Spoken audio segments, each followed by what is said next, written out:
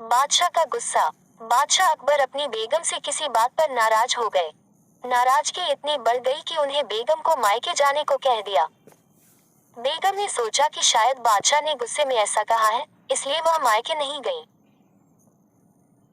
जब बादशाह ने देखा कि बेगम अभी तक मायके नहीं गई है तो उन्होंने गुस्से में कहा, तुम अभी तक यहीं हो, गई नहीं, सुबह होते ही अपने मायके चली जाना वरना अच्छा न होगा। तुम चाहो तो अपनी मनपसंद चीज साथ ले जा सकती हो। बेगम सिसक कर जनानखाने में चली गई। वहां जाकर उसने बीरबल को बुलाया। बीरबल बेगम के सामने पेश हो गया। बेगम ने बादशाह की नाराजगी के बारे में बताया और उनके हुक्म को भी बता दिया। बेगम साहिबा, अगर बादशाह ने हुक्म दिया है तो जाना ही पड़ेगा, और अपनी मनपसंद चीज ले जाने की बाबत जैसा मैं कहता हूँ वैसा ही करें, बादशाह की नाराजगी भी दूर हो जाएगी।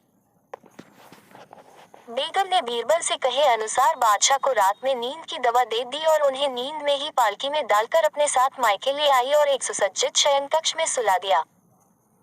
जब बादशाह की नींद खुली तो स्वयं को अनजाने स्थान पर पाकर हैरान हो गई। पुकारा, कोई है?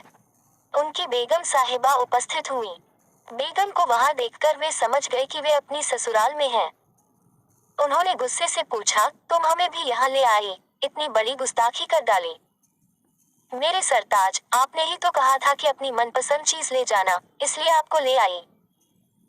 यह सुनकर बादशाह का गुस्सा जाता रहा। मुस्कुराकर बोले, जरूर तुम्हें यह तरकीब बीरबल ने ही बताई होगी। बेगम ने हामी भरते हुए सिर हिला